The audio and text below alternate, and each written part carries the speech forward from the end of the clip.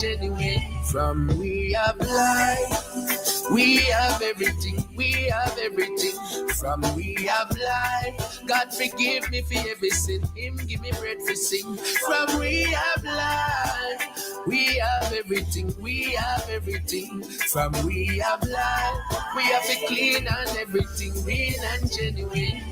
Alright.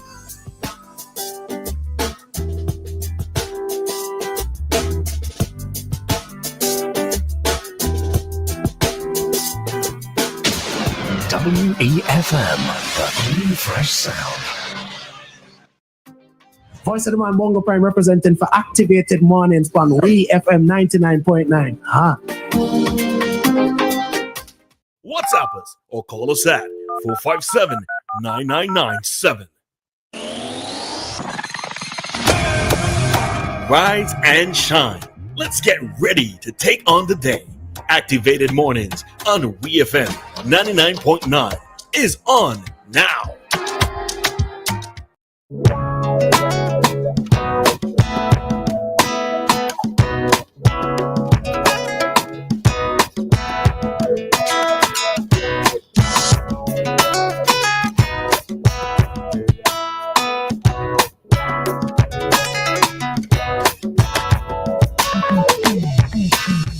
Alrighty, and happy Monday. Do we actually say happy Monday, or maybe we just say blessed Monday? All right, blessed Monday to everyone. We are back with you for another day, another week here on WEFM. All right, whatever you are going to be up to, I pray God's guidance over you. All right, if you are in transportation at this time, whether it's public or private, I hope and trust that you will get to your destination safely. All right. For those of you who still are still going into town because you're organizing things for your children with regards to back to school, hope that you'll be able to just go in and out of the stores as quickly as possible. All right. Minimize your frustrations. Maybe write a list down of all the things that you need to get so that you won't actually be frustrated. Just get a little better handle on it. All right. So I am Roleza. I am in with you today. And Doc will join us at 8 o'clock or thereabouts. All right. Just to note that this morning we will be continuing our political conversation series with Rodan John, who is a ULP's candidate for South Windward. All right. So you'd want to stay tuned for that.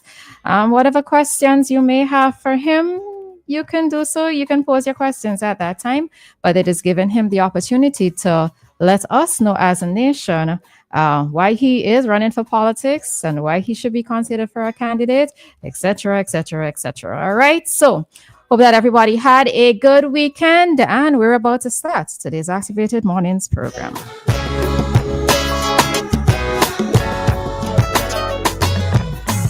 And good morning to you, Asman. Hope you're behaving yourself, right? Hope you ain't giving anybody at all any trouble today. All right, so in this segment, we're just going to do a quick roundup of things that happened over the weekend. So I'm not sure. Well, the Ital Fest took place on the weekend, and it was, from my vantage point as an attendant, it was a success. I got the opportunity to speak with the gentleman from Jamaica, the chef who was from Jamaica. And he actually indicated that our Ital Fest was bigger than what was staged or has been staged in Jamaica. He said he thoroughly enjoyed himself here at SVG. He can't wait to come back. He also gave commendations to all who were responsible for not just him being here, but in terms of his visit to SVG. All right. At the time that I went, a lot of the things had finished. I went late, unfortunately, but it still had, at the time that I went, there was still a lot of persons there taking in the reggae music, etc. Many of the persons whose stalls I visited, their food had run out. All right. So it means that they were well patronized. It means that persons, I know that we tend to think that everything that we eat has to contain meat, etc. But it shows that the event was very well received. And I do look forward to even bigger and better coming in 2026. All right. I still kind of maintain, I said it before, I still kind of maintain that I probably wish for this event to be held on Emancipation Day, because not only was food being sold at that event, but it was also locally made items were also on display. I know that Conrad Creations was there. Somebody who made like bags, etc. They were there. Persons were also, even before attending, persons were encouraged to wear their African themed garments, etc. So for me to be able to tie it in, and one of the things as well too is that we don't normally see like a lot of activities on a national scale happening on Emancipation Day, and for me that this Ital Fest would tie in beautifully to Emancipation Day, right? Now, it may be a lot more to be considered. I'm not sure if logistically it might not be the best day.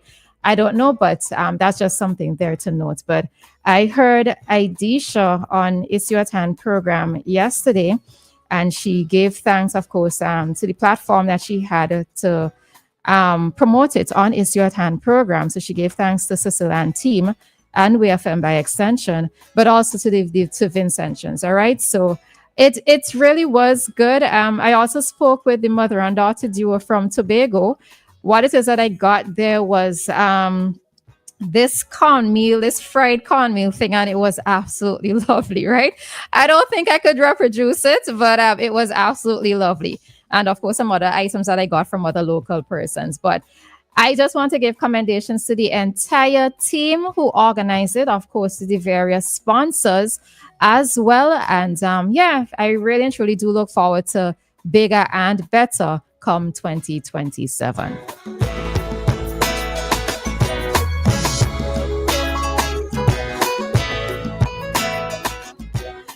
All righty. And to note that on the weekend, there was also, morning, Nicole.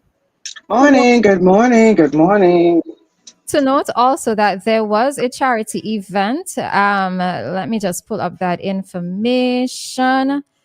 So, British Army officer Maureen Porter, he did a charity walk from Fancy to Richmond. All right, so that covered, how much kilometers was that again? All right, I'm not seeing it in this post. 80 kilometers. It covered 80 kilometers, and he sought to complete it within 24 hours. I think he actually did within the 24 hours because he started at 3 a.m. in Fancy, and I can't remember the time that he got to Richmond, but I think it was within that time. And one of the commendations are, and not just an accomplishment on his part, but for all the other persons who joined in at the various points along the way, who joined in for him with this walk. Now, this walk was for him to raise, so the purpose of the walk was to raise funds for new British Army recruits from SVG to support their transition period. All right. Now, one of the things that I could say with this is that, so I know back in the day that there used to be a lot of walking and running clubs, right? I think there is still a running club that exists. I remember back in the day, I think it was Hash House Harriers or something like that. I think my godfather or my father could correct me on the proper name of it. But I think like every Sunday afternoon, they would go running. And to see that there were persons who joined in with him on this walk, it probably means that we need to have more of these type of activities. All right. So it's good to see that he did get the public support. I'm hoping that he also was able to raise the funds that he needed to. And I know that this was done previously by Old George as well, but maybe we need to see more of these type of endurance walks happening across the country, because, we have this movement of needing to be fit, etc. Even lazy people like me need to get out and start walking because I ain't getting younger. But, even if you can't do an entire distance from Fancy to Richmond, just to encourage and to promote a bit more walking within our communities and within our nation, all right? In that way to promote health and wellness, all right? So good morning to you, Dianna. Hope that you are having a blast. Good morning to Miss Joseph.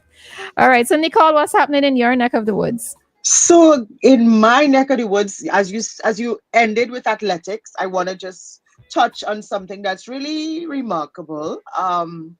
One of our senior citizens, I would say senior because he entered in that category and he's in that age group. And his name is Mr. Ram Sarup, and he placed second in a half marathon in Iceland, in the 70 to 79-year aged category. So that's great news. And again, it's so good when there are these fires lit inside of the space where we think elderly people are only capable of There. being discarded, you're not Mhm. capable of entering in anything or participating. And when we have these encouraging moments, we have to truly celebrate. So we shout out, we can we congratulate, and we celebrate Mr. Ramsarup. Um, of course, over the weekend we had lots of rain and flooding in a few places. Mm. But people are looking like it wasn't that severe. The water ran off quickly, so they will recover.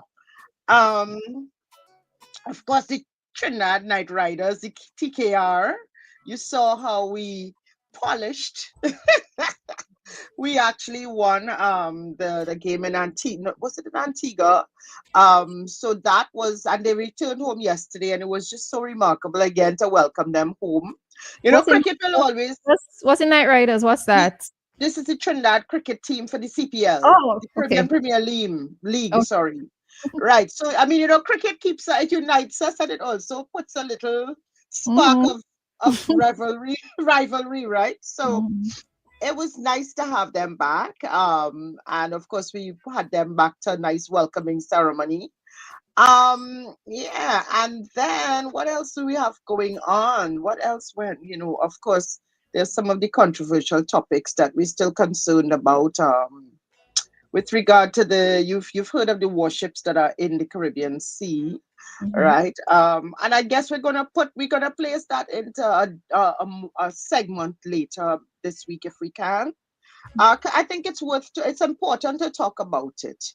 Um, and right now, Trinidad and Tobago Independence is coming up, and there'll be no national celebration. But what has happened again is that some of the communities have taken it into their own hands to have very small community events. And I think this is good. I think this is also important because we always rely, on that bigger picture experience. Mm. But when smaller communities are taking on the mantle of saying, let us have a regional activity, let us have maybe an event in our community, it also strengthens community ties. So the Port of Spain Corporation, and that will be the mayor of Port of Spain, they've had over the years celebrations anyway. So last week we had Pan and Powder. It's World Steel Pan Month. So we had Pan and Powder, which is a celebration in itself and of itself. But then during the week, I went to a lovely, lovely steel pan event. One of our iconic steel pan arrangers, Jit Samaru, he passed away a few years ago, but a young team of entrepreneurs and filmmakers made a documentary about him. And it was nice to actually see how, again, from a community standpoint, and this is all tied into, again, the celebration of World Steel Pan Month, Independence Day, everything being, put together, lumped together, so to speak, but again, being regarded and looked at from a holistic perspective and individually. And Okay. Go ahead. Finish on that, right? yeah, and the documentary was really well put together, really nicely celebrating his life and his contribution to steel pan. So that's pretty much what happened over the last few days in Trinidad. And I wanted to expressly contribute good news. Oh, understand. But question we're getting. Okay, so I know that all right, I have to do this in like in 30 seconds because we need to head on out. But I noticed that there isn't going to be the national parade. But are you still under the state of emergency? Yes, we are. But the parade has But is nothing to it do. right? So is it but so there are no night events happening, right? Oh, there are lots of nights events happening. Then Lots what of you thinking events. about then? Okay, you know what? We got to take it up afterwards because I wasn't understanding. So I'm happy Me that you're here. neither. Me neither.